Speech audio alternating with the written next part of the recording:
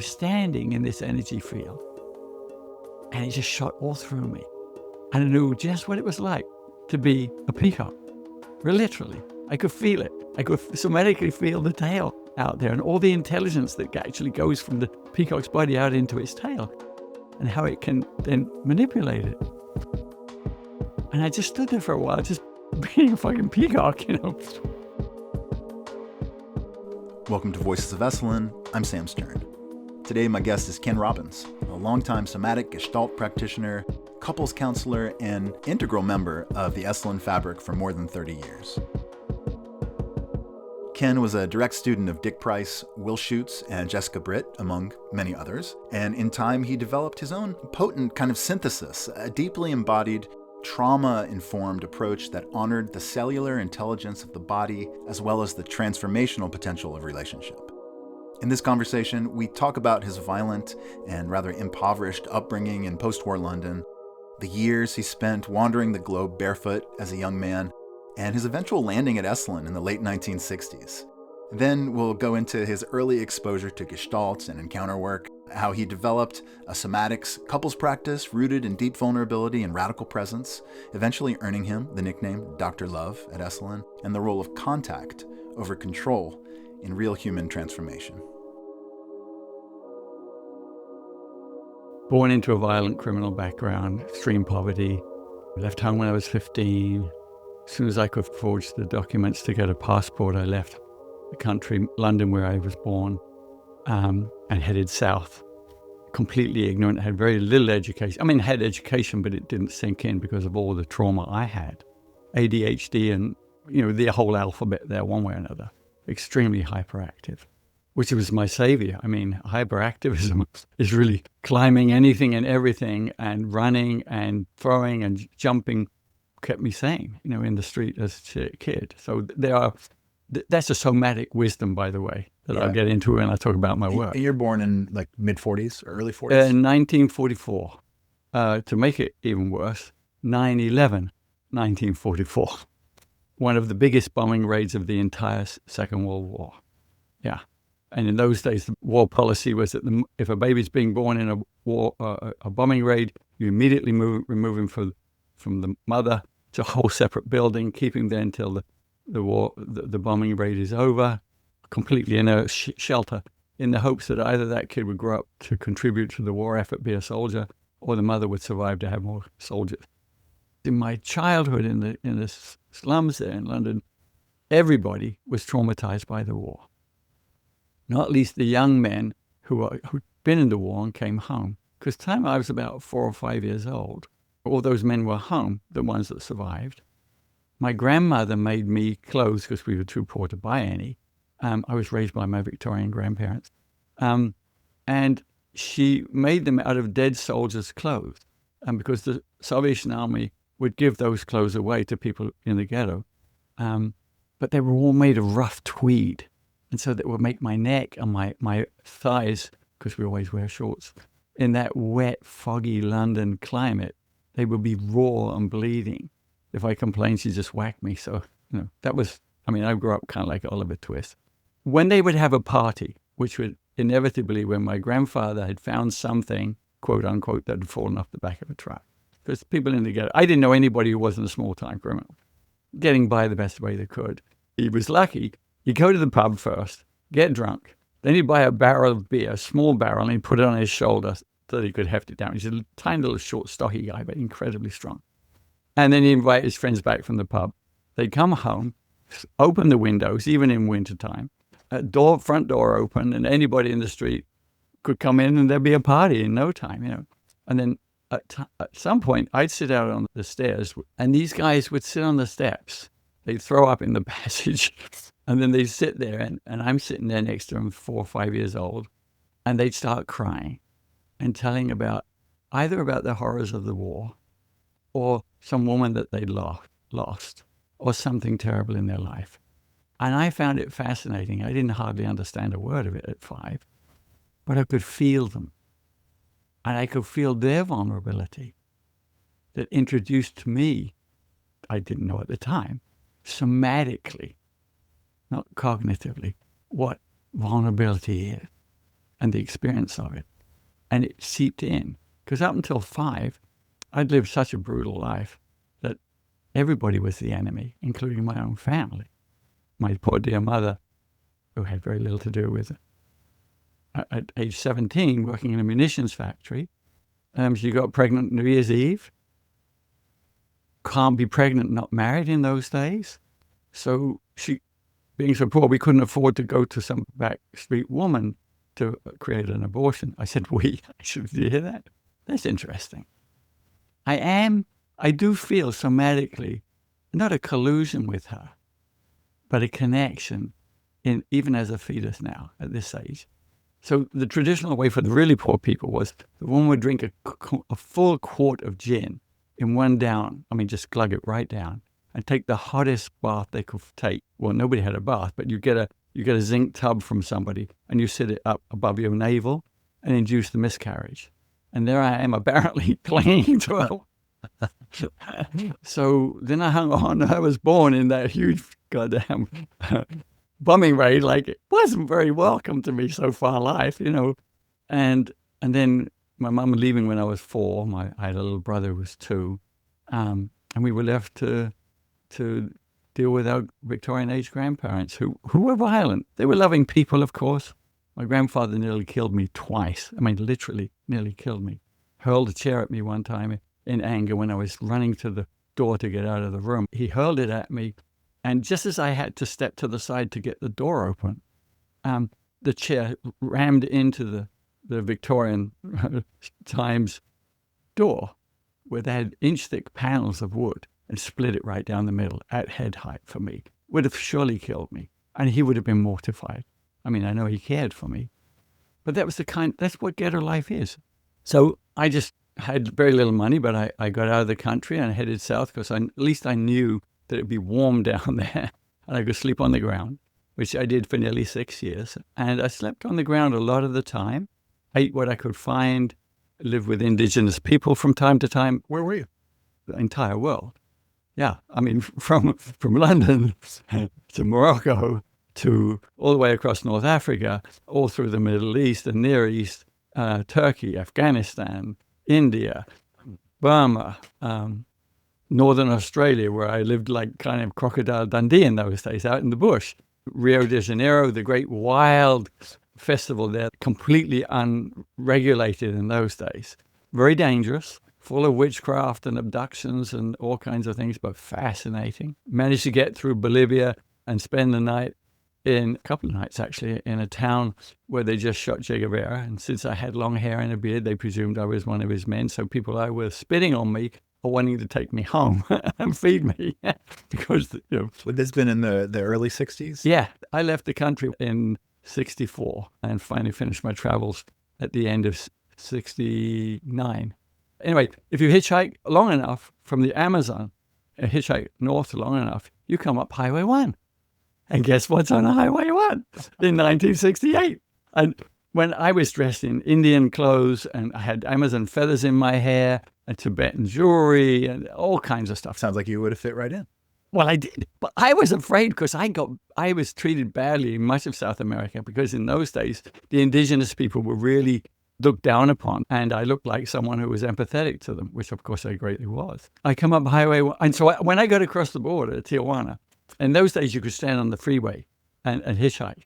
And I'm standing there thinking, I'm going to get shit from these people. I could be here for days. Everybody was driving along and honking. I'm doing the V sign. I had no clue what it meant, but they looked friendly.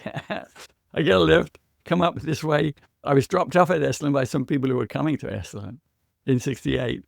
I tried to come in too, but they wouldn't. I looked too freaky even for Esalen in those days. It was still relatively, I mean, not relatively conservative, but it was young. Esalen was young. And so I picked up some other people. They took me to Berkeley, to a commune in some big, beautiful house in Berkeley. And apparently one of the guys, the guy who owned the house, was down here at Esalen with Will Schutz, learning how to do encounter groups. And I stayed there for about 3 weeks in his house. And he came home, finally, after the training. This is what it was like in 68. We hoped greatly that we could change society. Yeah. Which, of course, we did, but not enough. He comes home straight away. He says, okay, I put an ad in the newspaper because I'm going to try out my skills. He says, people will be coming here Friday night. They'll be here all through Friday night and Saturday. And we're going to do some Will Schutz encounter work, which of course the time was ripe for that. Will was a pioneer himself, tough as nails. I've worked quite a bit with him over the years. Of course, it's a very brutal method. And if you don't have a strong psyche, you can become really wounded and hurt in it. But anyway, so he asked, would someone volunteer to be my assistant? Yeah. And I saw my hand go up. And so he said, great. So I was his assistant for that weekend. Everybody else left the house. He had about 25 people showed up. 1968 again, right? Just an ad in the newspaper. And we had a wonderful time. And I saw transformations and changes. And I had my tiny little part in it. What he had to do was lock people in different rooms. Oh, this is what you did. Schutz, Will would lock them all in, himself included. In not Maslow, what's the other one? Rolf? No, the one next door. Watts, excuse me. Yes, Alan there. So it would be in that room with Alan. I guess Alan's picture's still in there. And they'd stay there 24 hours and just see what kind of shit came up. And a lot came up, of course, because you imagine. In those days, people thought that permission to be angry, which he gave them completely, was a liberation, which, right. Of course, we understand it was coming out of the 50s, which I consider the dark ages. Did you get a sense from that first weekend that more people were helped or that? Oh, yes. In those days, shocked? Yeah, the robust souls came in. He'd lock them in each room, and he and I would take turns going around. I was left to do that. Most of the people responded very well to it. It was an incredible outpouring. Yeah. I did that thing in Berkeley and then moved on. Somebody told me about Suzuki Roshi out in Tassajara, was just beginning to build his Zen monastery out there. So I went out there and spent maybe 3 or 4 months with him, working out there, doing my Zen practice. Amazing experience. I've been privileged like that all my life, bumping into people. And then promptly moved on and got back to Europe, and there you are. Well, I started coming back in 1985 for the month-long. In those days, they had an amazing deal for a month-long. $1,200. You could be here for a month. You could do 4 different seminars. I was finally earning enough money in Europe to be able to pay for a trip over here. I was teaching in hospitals, completely unqualified. I have no background in how to birth babies, but I knew it from birthing my own children. And since I survived such a traumatic birth and conception, really, somewhere down in my cellular consciousness, which we all are full of, there was a knowing that which we were not given. We can give that which we were not given. That's our capacity if we heal ourselves enough, one way or another. So when it was time for me to have my children, which I always knew I wanted, my wife and I planned a whole way of life for them, for us too. So we had a little homestead on a beautiful Danish island, and we raised our children there. I grew everything my family ate. I didn't want to go to work, so I only worked about 6 weeks a year to get money to pay for things I couldn't make or create. Finally, someone had discovered me and my ideas about birthing and so on. I was invited to the Royal Copenhagen Hospital. They gave me half an hour. I got out of my goat milking overalls and took the 8-hour ferry to Copenhagen. And they loved what I had to say. They kept me for 2.5 hours. Gynecologists there, everybody from the birthing department. 40 years later, my first grandchild was born, and she was born in that hospital, and she was born to the protocols that I'd given all that way back. Anyway, so I could come to Esalen. So I came back and did those things, and I did it every year. I decided, I'll hook up with Stan. But he wasn't doing something here at the time. He and Christina, it was an emergency for them, and they had to be there. They were members of SEN, Spiritual Emergence Network. Not Spiritual Emergency, Spiritual Emergence. And of course, their belief, as was mine, and Dick Price had that belief too, people are in psychiatric dysfunctional states. I wouldn't call it dysfunctional, actually. There's nothing in nature that's dysfunctional. It's just we don't understand what the purpose of it is.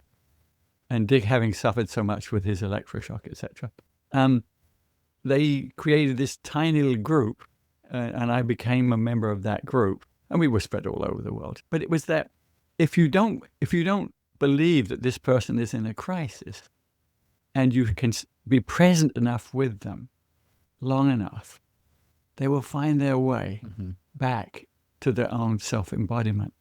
And I've done that with a few people, not least here. Mostly people who had really freaked out in LSD and were suffering terribly. You know, I don't believe in fate. I don't believe in destiny. Shit happens. Sometimes it's good. Sometimes it's bad, you know. So I come down. I spend a week here doing open seats. Every one that was available. Yeah. Including sitting with Dick Price 2 or 3 times there. So what was it like to do an open seat then? What would it look like? Very, very different. With Dick, it was very tranquil, of course. And he sat next to me, and did a beautiful piece of work around him, starting with somatically. I was afraid that I loved my sons too much. And he helped me grasp that what I did in a way, and that my oldest son, born first, felt me too close at times. And he helped me grasp that. And I could feel it. He said, so imagine your son sitting in front of you. At that time, he was 7 or 8 years old. And I said, he's in front of me. It's okay. He said, ask him what he wants. And so I asked him, with Gestalt, classic cushion work with Gestalt. And he said, what did he say? He said, I love you, Dad, but you're too close. I can't breathe.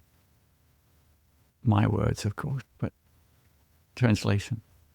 And I said, oh, sweetheart. Oh, I'm going to cry again. Oh, sweetheart.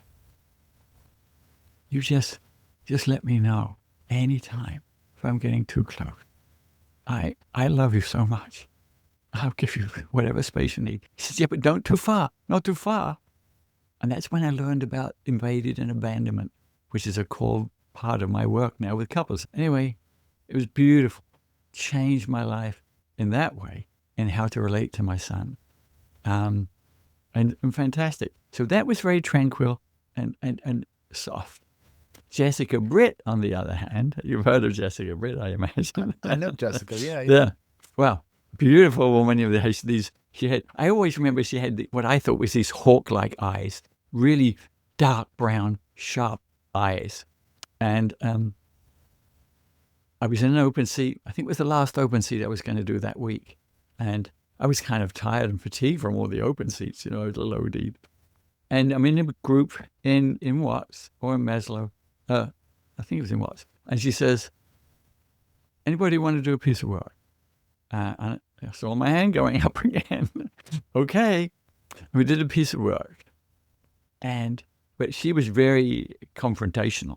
I mean, not like Will Schutz or anything, but kind of, for me anyway, I'm speaking very subjectively. She may not even recognize herself as I describe her now, but for me anyway, very strong woman, very self-possessed, and she was really hawk-eyed, really sharp in noticing any wavering or any avoidance or anything, so she could bring you back very quickly, or at least she did for me. It was brilliant. It's just what I needed, because I had lots of things to wiggle around, from unconsciously. The beginning of my life began with fear and survival, and I'd used all kinds of ways to avoid.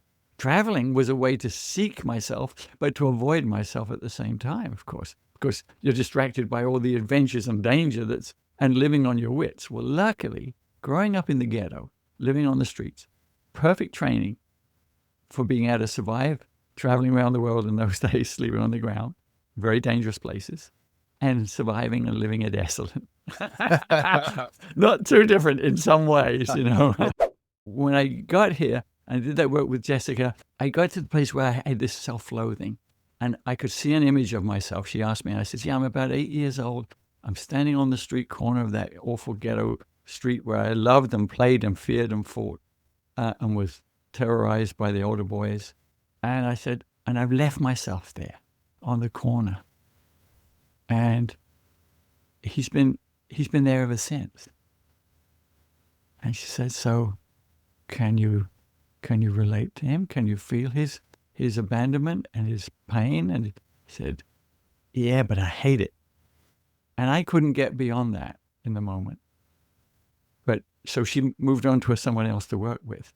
But I kept my eye on that 8-year-old because he was getting closer. And and at some point, somebody else was working. I just wasn't listening, but I stayed in the room. And my 8-year-old self, took 3 steps.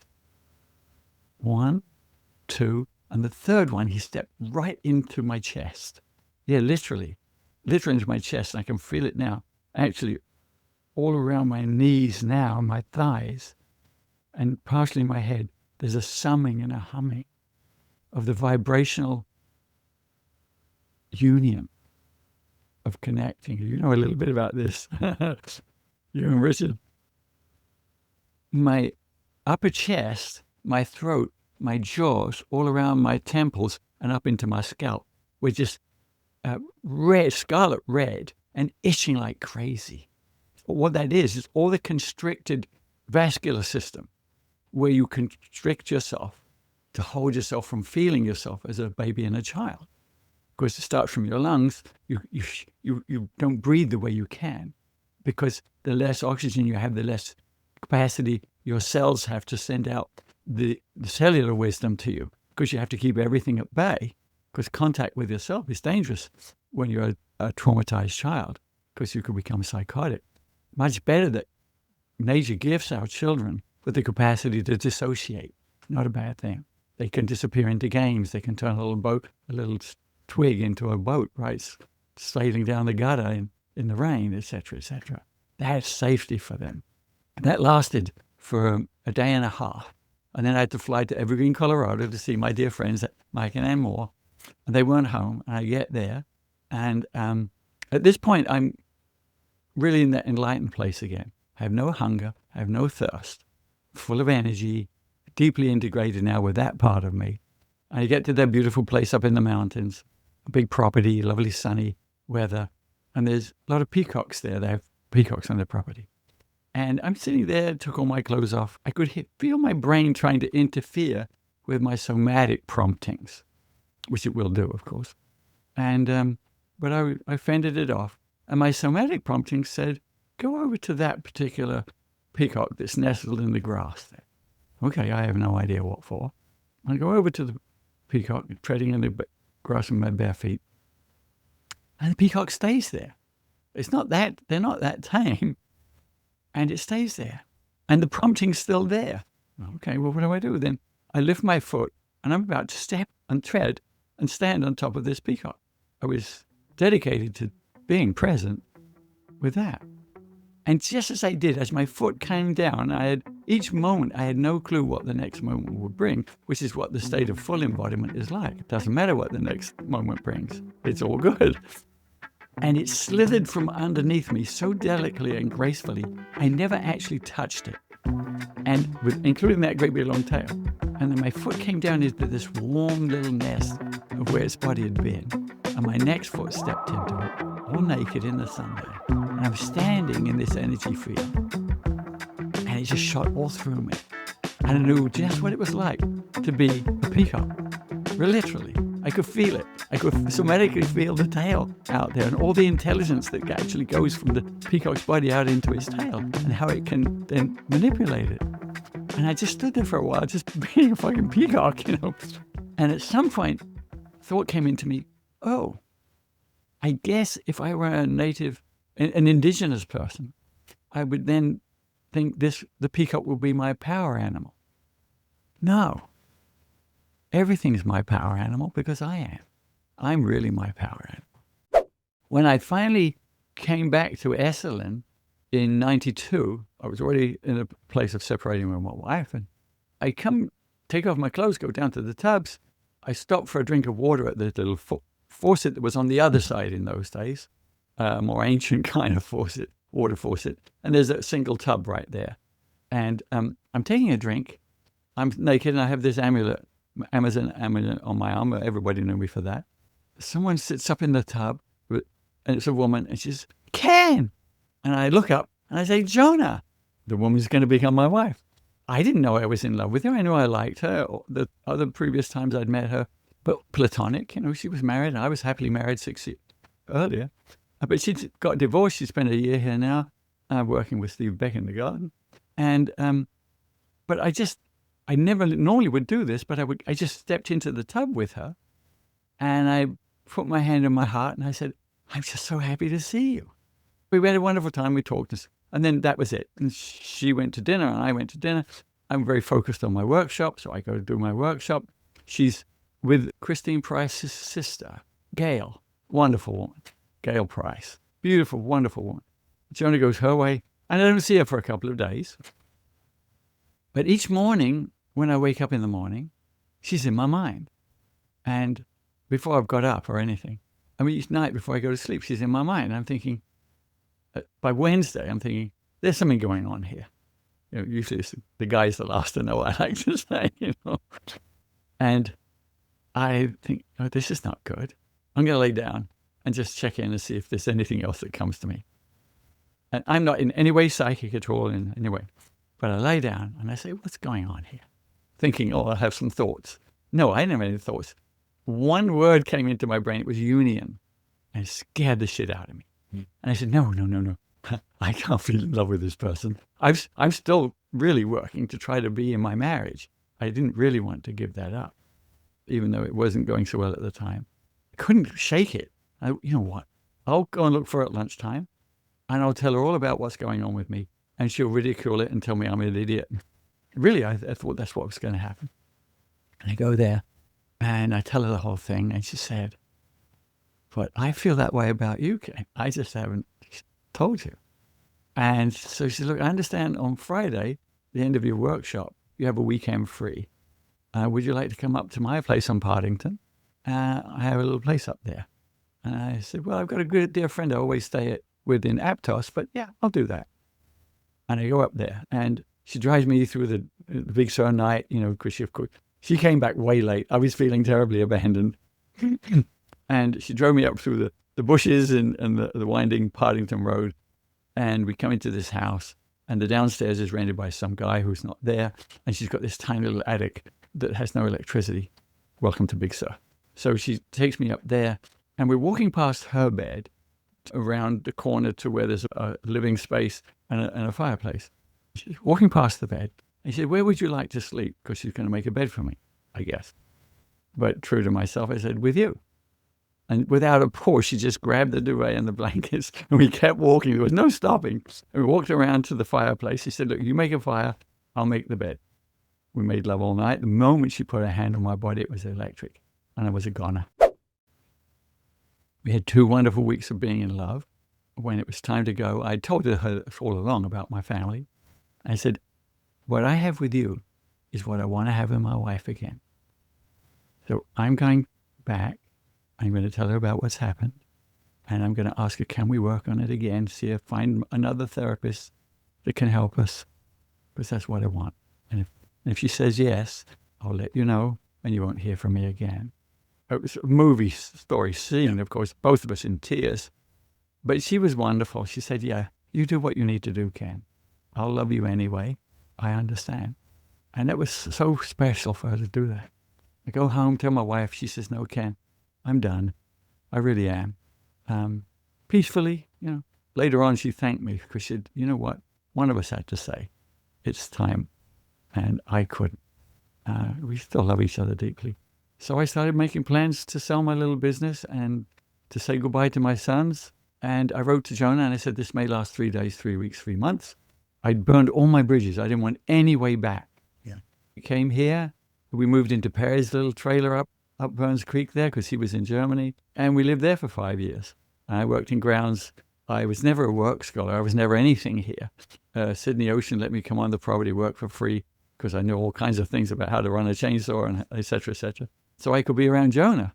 And what was the atmosphere at Esalen like? A lot more loosey-goosey. Loosey-goosey. Yeah, well, Sydney, that will be, you wouldn't be allowed to do that now, even as a manager. But yeah, you can come in, Ken. And then by the time I'd worked here for about 4 or 5 months, I went to New Mexico to do a training there of some kind. And I was going to continue together with Jonah. But Sydney wrote to me and said, or called me, can you come back, Ken? I need someone to help me lead grounds because the guy who had been helping her, left, Paul DeLappa. You might recognize his name if you, this is 35 years ago, whatever it is. So I came back and helped working with her, and there was a man called Steve Young, and a dear friend of mine he became. And I didn't have a green card. I was illegal here, frankly, because Jonah had said, to my great disappointment, I've just come out of a 3-year divorce with my husband, and I'll never let a man have that kind of control over me again. I nearly had a nervous breakdown. So I'll love you, Ken. I'll sleep with you. I'll live with you, but I will not marry you. I said, but I got to be married, and I want to marry you. And took me 2 years to talk her into it. But before then, I needed to earn some money. You eventually get to a place where you're leading work as well. Oh, yes. How does that begin to happen at Esalen? Very interesting. I'm glad you asked the question, which is very important for its history. A wonderful Englishman called John Soper, who was a much beloved man here. He lived up, it was just below Perry, down the canyon. He and I hit it off. He was a group leader, untrained like I was. Nobody here had any kind of licensing for anything. So none of us were licensed to do therapy, which is really what it was, profound therapy. We never called it therapy, just called it work, personal work and process. It finally got changed into the advisors group, but it was the counseling collective in those days. Mm-hmm. Very select, small group. Dorothy Charles, Eric Erickson, Perry, John Soper, one or two others. Very select. And they held very tightly to that because that was the way to earn money here, independent of Esalen, because there was no time limit because everybody else had to leave. Even if you were a contract worker, you had to leave after a year or two or whatever it was. So nobody could stay. It was the idea that, Dick and Michael had, that this is just a bus stop. There were a few people who've been living here for a long time, and of course others broke that rule too. I was here 30 years. Yeah, you got the street smart. You can scurry around. Exactly. Issues, well, yeah. I got a story about that. But anyway, how I did that. But anyway, point being, people started liking my work. Each morning when we do our grounds group, for example, Sydney would have us meet in the big yurt, or perhaps it wasn't built then, but somewhere. And we do stretching exercises, and we do sharing, because she was great for that. And I would share, and people would love what I had to share. I had endless stories, and I was madly in love with Jonah. But they loved it, and they laughed, and they knew her. It was Esalen in those days. Then I started bringing more profound things that I wanted to have them try and experiment. It was my beginnings with group work, actually, and having them do somatic exercises. Something like, for example, very simple. So sit and look around the room, and without deciding ahead of time, notice what in the room causes your diaphragm to ease a little, to expand a little, to soften. It could be the sun through the window. It could be a shadow. It could be the color of the carpet, the weave, the pattern in the woodwork, the sound of my voice, the color of somebody's sock. And as you notice that, stay present to that easing, that tiny, delicate easing in your diaphragm or your solar plexus, and just be there. And when it's done, or when it's done, it's done. Just be there. And that was a way to begin profoundly to help people for the first time in their life notice something that delicate about their living organism, not their emotional organism or their cognitive organism, but literally what's happening in their blood, their muscles, their tissue, their cell, which is where enormous consciousness is. And astounding. It's a world that it can create seemingly miracles. I do special work where I prepare people for surgery that way. I go through delicately and infinitely through every tiny detail of what the surgery will be like, the scalpel on their skin, going through their skin, the blood that's oozing out, the heart that they're being removed, what's happening to you, all the somatic fight, flight, or freeze responses, so that when they get there to the surgery and it's happening, their autonomic nervous system, oh, I know, we did this already. Yeah. And they recover quicker. I mean, I have doctors proving that. Surgeons have told me, yeah, they bleed less, they recover quicker, and they need less pain medication. So miracles of cellular consciousness. Were you finding that people were connecting with the work that you were offering at Esalen? Yeah. Oh, it didn't take very long at all. People started asking me, can I do sessions with you? Well, I couldn't at that time because I wasn't a member of the counseling collective. So, but I was Perry's up top. We sit out there. Perfect. Beautiful place. And do the sessions there. And because I was also so much into the relationship part, people were wanting to come to do relationship work with me too. Yeah. Because I was always saying, this is simply, the somatic work is the most intimate relationship you can have. And all relationships begin with you. And your relationship with you dictates everything about your relationship with other. And that means whether it's lunch, the weather, a God, if you believe in such a thing, whatever it is, goes from there. And as I see you beautifully nodding, so you're feeling it. Yeah, just like that. So people were coming up there, and at some point, John Sober said to me, Ken, we can't have you. It's people trailing up there. Somebody's going to bust you or do something. So I said, okay. He said, look, I'm going to sponsor you for the counseling collective. But as I say, that was a close-knit group. They didn't want any more people coming in. They were all old-timers, and I was a goddamn new-timer. And there was a lot of resistance. And finally, Erik Erikson, in an attempt, a blatant attempt to keep me out, he said, look, we don't know what you do, and we don't know if you're qualified to do it. So he said, you need to get me recordings from 2 licensed couples counselors who will vouch for your work. So I made these recordings on a little tape recording, and I wrote a letter saying that what I'd been asked for here, and sent it to these 2 people who never met me, knew nothing about me. And they listened to them, and they gave me the most glowing report and glowing recommendation. And I brought it back. I had copies for everybody. It was enough that they had to let me in. I encountered a lot of resistance still because nobody was doing couples work when I came to Esalen, even in 1992. They were doing Gestalt. But what I said to them was, you can do Gestalt, and that's great. And it helps you, know yourself and be able to say yes or no. But 2 no's or 2 yeses, a relationship does not make. So if you have too strong I won't or I will, it doesn't work. We have to find the we in the I statement. So when I make an I statement, you can feel that there's a we in there somehow. I'm being relational with you. I'm being aware of the impact of what I might be saying to you. And I started doing the couples counseling. They ended up calling me Dr. Love here, as you know.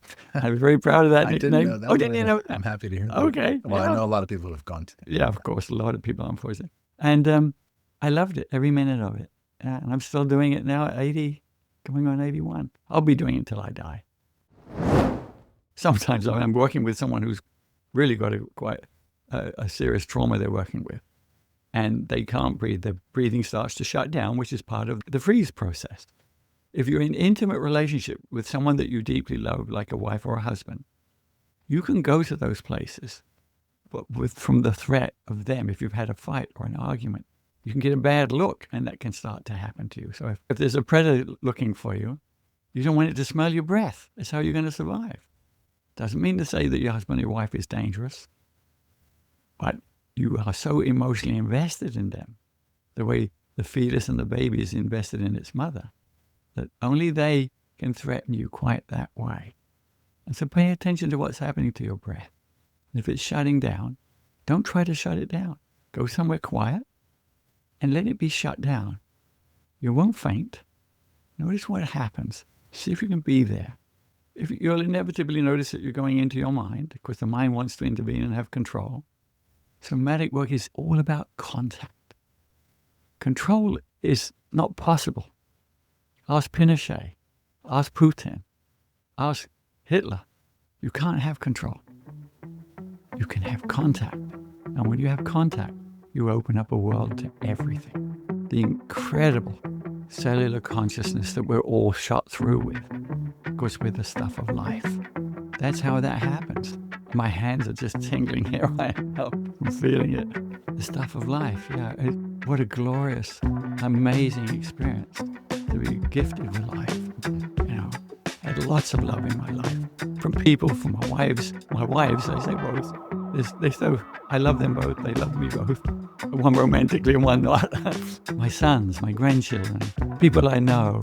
Right now with your beaming face, Sam, it's you. It's just in the moment.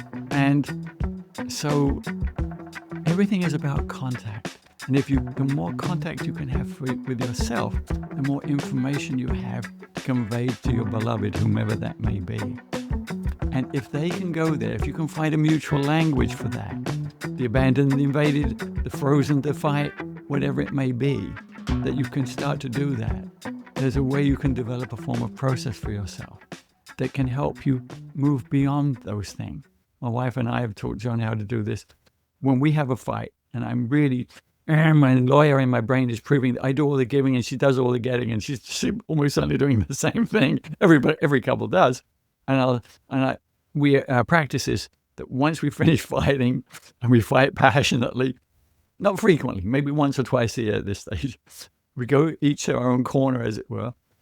I'll go to my office and she'll go do something.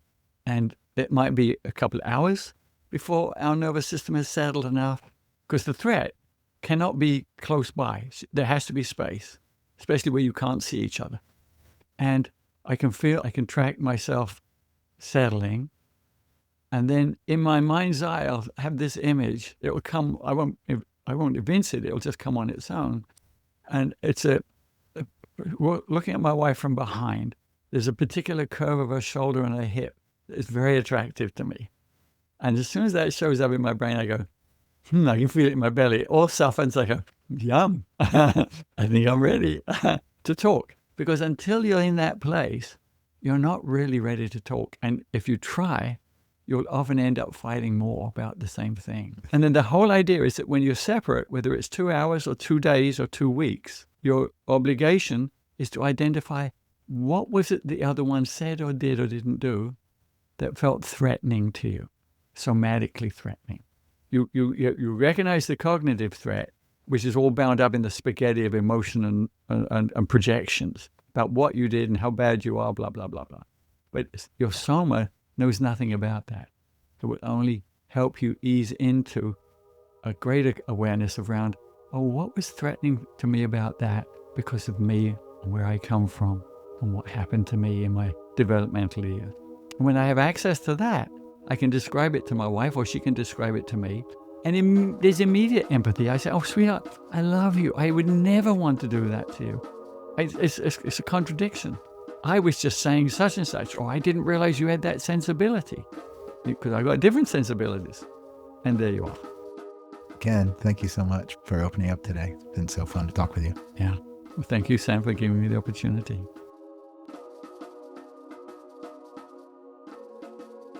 Thank you for listening to Voices of Esalen.